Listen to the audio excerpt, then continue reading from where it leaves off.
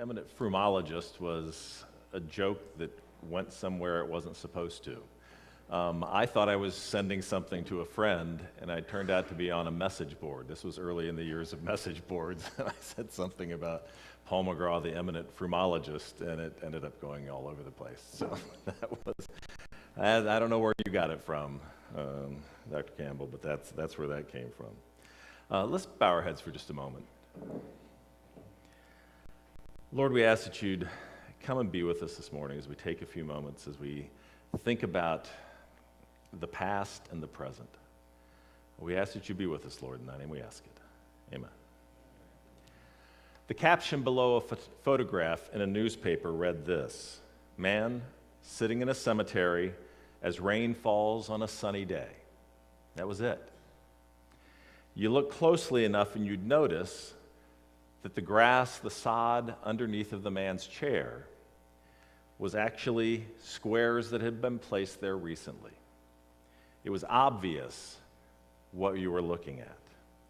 If you researched the man, you would notice that the property that he owned, he had paid for that site. He paid to have the ground dug up and a vault installed, and then to have the ground resod. He sat in a chair over his future resting spot, his grave. Not because death was imminent, not because he was in a morbid state of mind. If you ask him, he would have said that it was one of the most affirming afternoons that he had spent in his life. He was quoted in the article as saying this: "Sitting for an afternoon on your own grave is a very potent experience. It is a chance to assess the pattern of your life, the past, birth, childhood, adolescence, marriage, career, the present, and the future." He argued that sitting on his grave made him confront his finitude, the limits of his life, the fact that his own death lay before and beneath him, raising questions of when, the where, and the how of it all. The article closes with these words: "More than anything, it makes me ponder what I will do with my life between now and then." Memorials have a way of doing that to us. They cause us to stop, to linger, to think about the past, and hopefully to ponder the future. When I was a student in college, I took a class. I went to CUC, or whatever they're calling it nowadays, and we had a class called New England Study Tour. For the first half of the quarter, you went 2 nights a week to class, and you could take it for religion, history, or English credit. And then you'd spend a week in the middle of the semester, and travel around to all these various historical, literary, religious sites in New England. I can honestly say I don't think I've ever been to as many cemeteries as I was during that week. Regardless of what the day had planned, at some point we were going to end up in a cemetery. Now, one is rather memorable. We were in a cemetery. It was, I think, 7:30 in the morning. I think it was Rochester, New York. And we're sitting there looking at somebody's gravesite, and all of a sudden, one of my friends taps me on the shoulder. And I said, "What?" And he says, "Look." And he points at a mausoleum behind us. This is the honest truth. Out from behind the mausoleum, somebody wearing a hockey goalie mask a la Jason of Friday the 13th movies was looking at us. We were in college, we were stupid, so we walked after him. You know the old line about you don't have to be faster than the bear, you just have to be faster than your friend? Rick, who I was with, was faster than me, and he was farther ahead. When the guy finally stopped, took off the mask, just smiled at us, and walked away. Still a piece of my past that it haunts me in a very literal way. I do remember another of the cemeteries we went to. We went to the gravesite of William Miller. Ellen White said that angels surround his grave. And I honestly, maybe I should be a little less literal, but I honestly was sitting there kind of looking the whole time to see if there was any kind of possibility of something that we could see that would see the angels. Maybe part of this is because as a kid, my mother's sister, my aunt, got into genealogy when I was a little kid. And anytime she would come visit us, she lived in Southern California, we lived in the DC area, and anytime she'd come to visit us, we would end up at a cemetery. And we were running around doing grave rubbings, all of these kinds of things. And so there was all kinds of pieces that made you think about questions such as, what did this person do? What was it that made them important to their family? Maybe it's the historian in me, but whenever I see an older building, my mind starts wondering what it was like when that building was built. What was around it? Was anything around it? Did it make any difference? When you go into a cemetery, you often wonder, where was this in relationship to the town that it's next to when it was first built? Was it far enough away that it doesn't really bother people daily? Was it something that really was close to town because people spent a lot of time going out to memorialize the people who had passed away? And so all of these things bring to mind questions. And one of the questions that I always see, and maybe it's being a historian and looking at the dates that people live, you see the birth date and you see the date when they passed away. And the question that always comes to my mind is, are the years in between signified by anything more than a hyphen? Did these people do something that was important? Did they do something? Did they leave behind a legacy? Or did they simply carry through their years and not leave much to us? Part of my fascination with memorials, I think, is that by 6th grade we moved to the Washington, D.C. area. And D.C. is nothing if it isn't filled with wonderful memorials. And I remember, I also pastored there in that area for 7 years, and I remember going. One of the things, I don't know if you guys have this problem or not, the closer you live to something, the less likely you are to actually go to it. We moved to the D.C. area when I was in 6th grade. I think I was 11. I finally saw the Iwo Jima Memorial when I was 28. Now, I thought I had seen it. I ended up pastoring down south of D.C. Near Quantico Memorial, and I pulled in, and they have a miniature Iwo Jima Memorial. And I was going, I always thought it was bigger than that. Finally made my way to actually seeing the real thing. The last few years that I was pastoring, I was working on my doctorate at George Washington University. And the joy of living on the Virginia side of D.C. is that's the side where you can actually see things. As you come and you go across the Potomac River, first of all, you see the Washington Monument. Then I would pass by the Pentagon. And then I would pull up next to Arlington National Cemetery.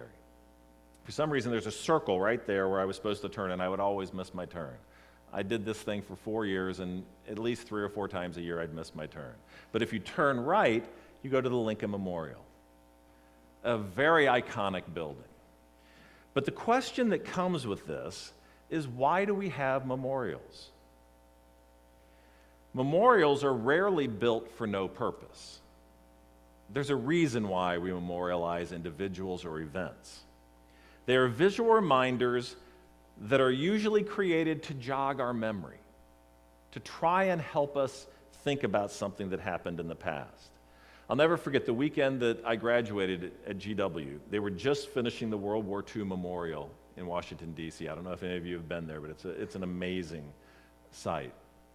And I happened to be there with my father and my then about 6-year-old son. My father was a World War II veteran. And it was an interesting experience. More than looking at the memorial, I spent most of my afternoon watching my father. As he went by, and he wouldn't say much, the World War II generation is called the greatest generation for a good reason.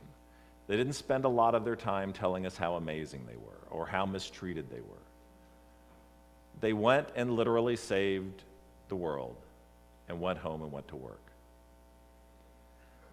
I remember, and Dad would just kind of go, oh yeah, I was at Leyte. Yeah, I was at Guadalcanal. And periodically I would just ask him, what are you thinking about? Well, I lost friends there. And it's a sobering thing when you do it with someone who has that fresh of a memory to something such as the World War II memorial. I started asking myself, what would have happened if Dad hadn't made it through? And the question that comes is somewhat self-serving, but I think it's also one that maybe we probably should ask ourselves. Would the world have noticed? Would the world have noticed if my two brothers and my sister and I never were? Would it have made a difference? I think that's why we have memorials, that we need to think about these things. We need to think about what may have happened, what did happen, and what may have happened if that hadn't occurred. If we take all of the things that we get from a memorial, if we take all of the elements and take away something that someone else did in the past, what does that actually leave us with? It might leave us with motivation to do something in the future, but I believe its most powerful function is that it calls us to try and emulate them. The greatest generation, what if that generation wasn't willing to do what they did in the 1940s? There's a reason why we call them the greatest generation. What if the next generation isn't willing to do what the greatest generation did? What difference would that make in the history of humanity? But just like the man sitting in the picture over his own cemetery plot, memorials should always make us do what he said. What will I do with my life between now and then? The Bible is full of things that we could call memorials. The one that we looked at this morning in our scripture reading is the event that occurs after the children of Israel end up out in the wilderness for 40 years. What seemed like a miracle after miracle that their parents had told them about, the opening of the Red Sea, the manna that showed up every day. But they waited. They waited for 40 years. What must it have been like? I personally had never been to the Holy Lands until this last Christmas. And I don't know how many of you have been, but the thing that shocked me more than anything is how tiny the Jordan River is. I'd heard it was small, but why did it could have waded across? I don't know if maybe it was different back in the day. But as they're waiting to go across, as the priest's feet touch the water and the walls of water build up, what were the children of Israel thinking? What must the people of Jericho have been thinking?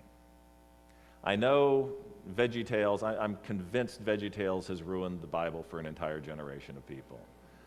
I mean, the one that always gets me is the one about Esther, and that Haman wasn't going to hang everyone. Haman, what was Haman? What did he want to do? He wanted to send them to the Isle of Perpetual Tickling. I don't know. I'm not a big military historian, but I'm not quite sure about this whole idea of trying to soften everything for young people. But what must those people have thought?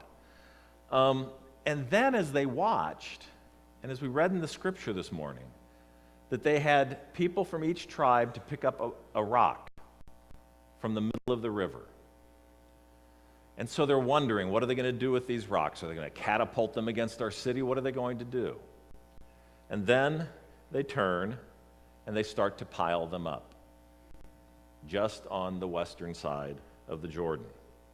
God instructed Joshua to do this, and he says this: someday your children will ask, why are these rocks here? Then you can tell them how the water stopped flowing and the ark was being carried across the river. These rocks will always remind our people of what happened that day. The memorial was not merely to remind God's children for generations to come that God had once protected them and created a great miracle on their behalf.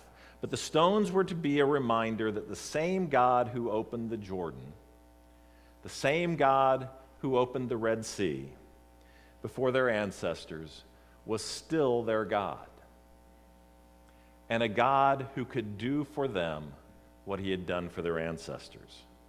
From God's perspective, a memorial was not the goal of Israel. The goal was not simply to cross the Jordan. There was far more to be done after that day. They were not an attempt to return to the glory days of Israel. It's one of our problems today is that we usually go to memorials and think about how horrible things are today compared to how they used to be. It wasn't the purpose of piling the stones that lay in the midst of the Jordan along the shore. Memorials should not be the object of our aspiration. They are to be a reminder of what is possible.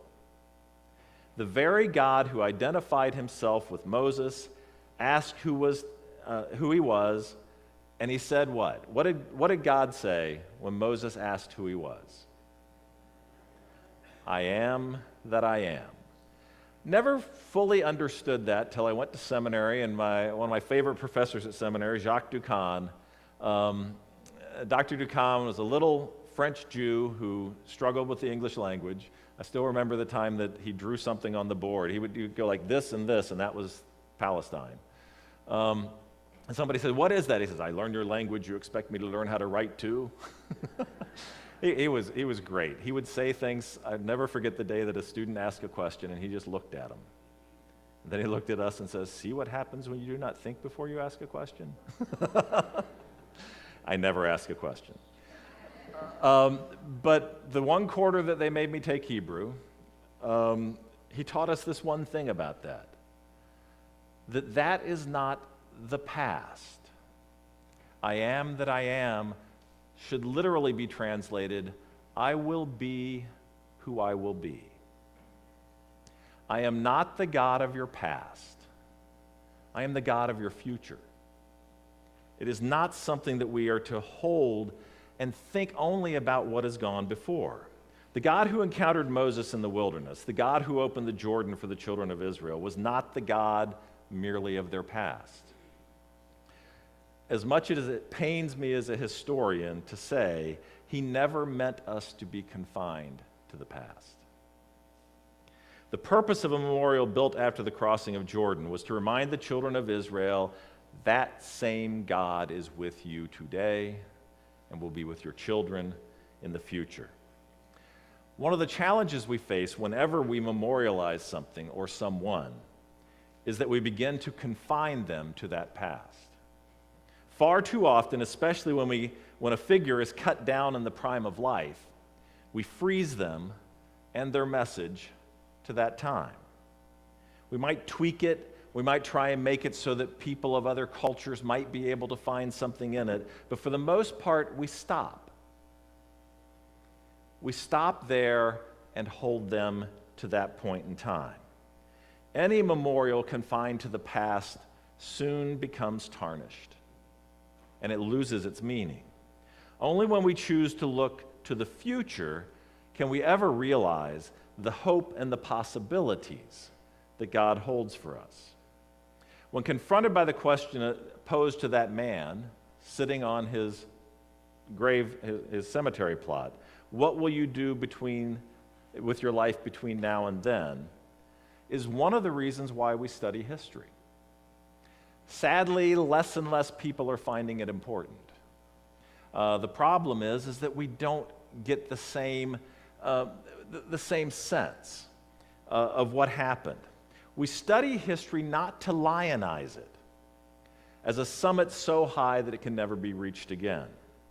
We look to the past as a means of revitalizing our faith in what God can do in our future. The greatest memorial each of us could make is not to take or aim ourselves to become a hero, but to embrace the possibilities of what the future holds. One of the things I do at PUC is I teach Adventist heritage. And because we're close, I send those students down to Elms Haven.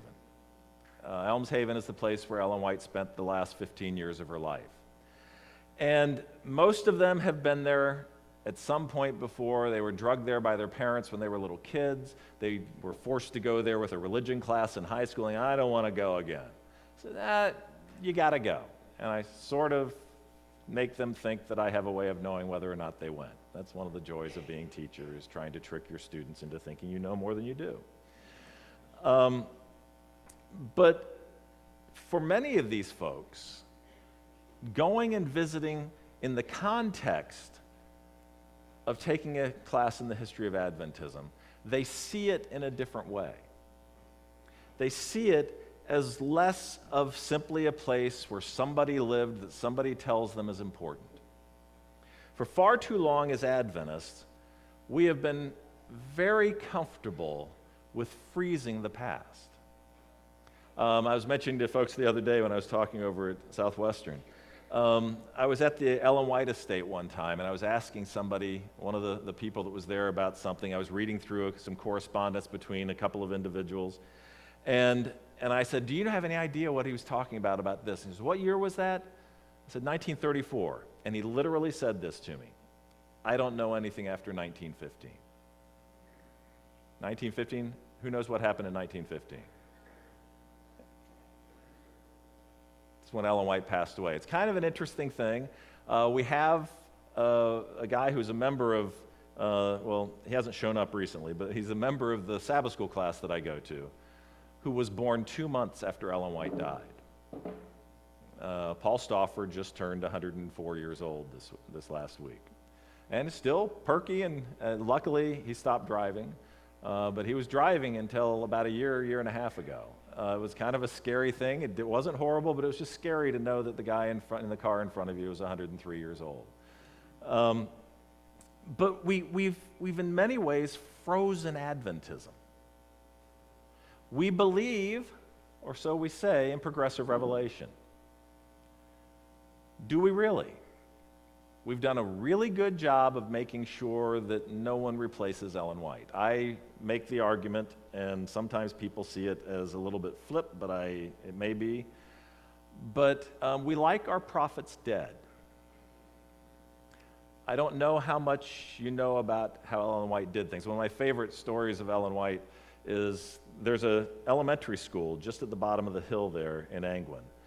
And it exists because when they first moved the college there, well, actually, this was before they moved the college there, it was 1902.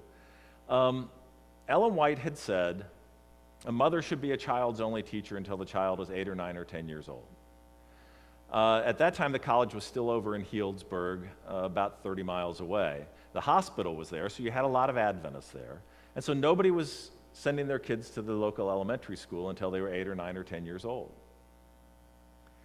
And they were getting a bad reputation. The little Adventist kids were wreaking havoc in town while all the other kids were in school.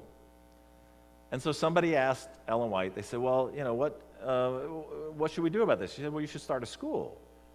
And I said, but you said a mother should be a child's only teacher until they're 8 or 9 or 10 years old. And she says, and this is one of my favorite Ellen White quotes, she says, I'm sick and tired of people saying, Sister White says such and such, and Sister White says such, and we're going to go right up to it.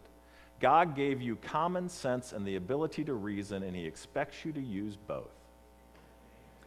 And then she said, I love it, some women should not try and teach their children. They shouldn't have had children to begin with. How often do you hear that from Ellen White? Because that's not the one that we can control. We like, dare I say, our prophets dead. Because we can, Ellen White was ornery to these folks. The establishment of Loma Linda. She had a hard time after she shows up and says to Willie White, when was I here before? And he goes, you've never been here before. And she says, this is the place I saw in vision. And she spent a while, a better part of a year, trying to convince them to get the money to buy the land so they could build Loma Linda. it wasn't until she threatened to mortgage her house and buy the land herself that the California Conference finally said, oh, all right. And here's one I found in doing some research. This is totally outside of my notes, so you guys are getting bonus. Is there was a big controversy in 1930 over what version of the Bible people should use. There was a professor at Washington Missionary College who wrote a book called The Authorized Version Vindicated, where he essentially said any version of the Bible in English other than King James is basically of Satan. I came across some stuff between Leroy Froome and Willie White, and he says, what did your mom think about the versions of the Bible? What did she think? He says, oh, she always used the American Revised Version. He says, but everything that's published is in King James. He says, yeah, because we would publish things, Mom would write it out from her Bible, and we would then have to change it to the King James before we published, because if we published it in the American Revised, people would get upset. I don't know that most people realize Ellen White couldn't even publish things in the version of the Bible she liked. She didn't control everything the way that we oftentimes think.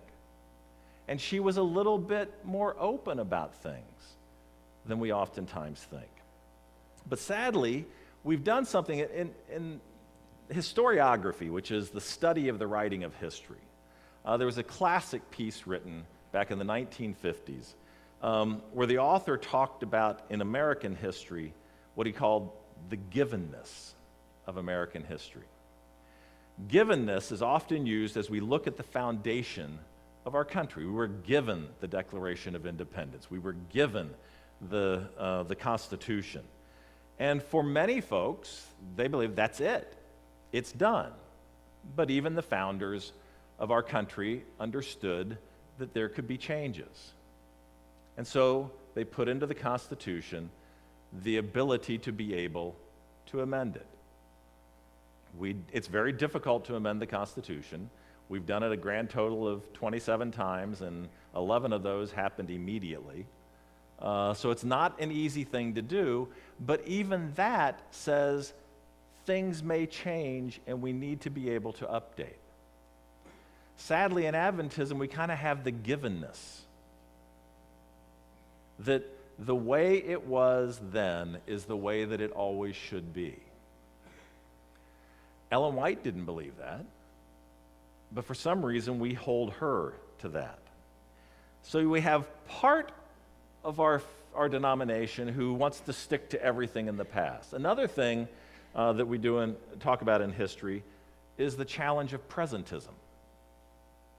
That is taking our current standards and values and judging everything in the past by those values. It's one of the places where, you get people going, well, Ellen White borrowed from that. Well, so what? Is the message that she gave relevant? But we we feel better about ourselves when we kind of go, well, they were just horrible. And as I remind my students, there very well is going to be something, if Jesus doesn't come, that people are going to look back at you today and wonder how you were just horrible people that you allowed something to happen. Let's give a little grace to the people in the past. But what you have is you have the givenness, nothing can ever change. You have presentism, where people are looking at the idea that, well, everything has to be modernized to what I think is important. The fact is that it probably is somewhere in between the two of those. Some within Adventism want to maintain the memorial of the past without any reference to what has happened in the last century. Others want to relativize everything that justifies the existence of Adventism so that it fits into what they think it should be. Whenever you look at our past, as you think about the sacrifice that so many made, and you can't look at the history, especially of Adventist missions, and the people who left oftentimes believing they probably would never come home. But they left anyway. That's why a lot of our colleges were missionary colleges. We trained people to go, to be able to become missionaries, and many of those people never came home. They gave their lives to spread the message. As Adventist Christians, the Sabbath gives us a weekly memorial. We don't have to hold it somewhere back in the past, but it's a memorial of God's selfless act of creation, but also of salvation. The beauty of that memorial is that it happens every week. The Sabbath is not confined to the past. We experience it today, and we will experience it next week. What would happen if you just had one Sabbath?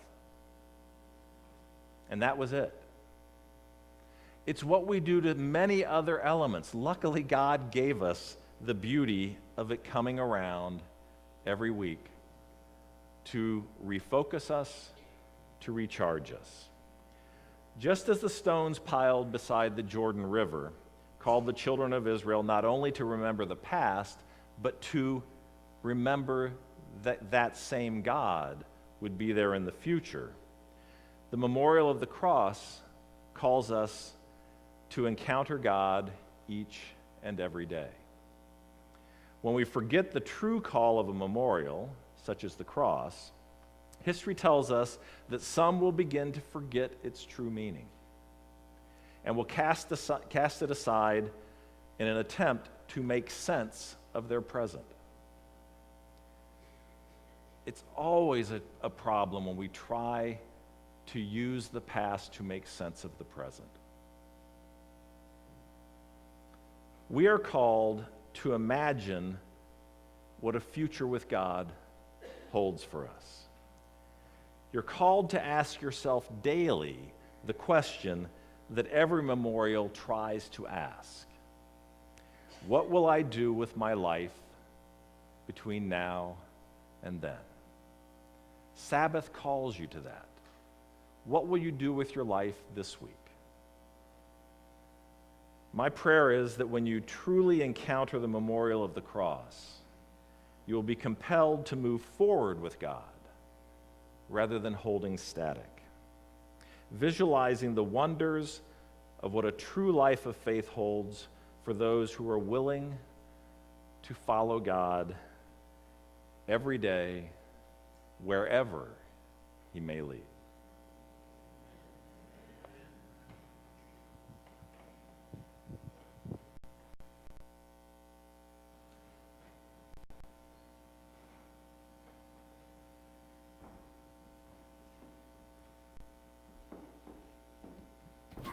Shall we stand as we close with hymn number 100? Great is thy faithfulness.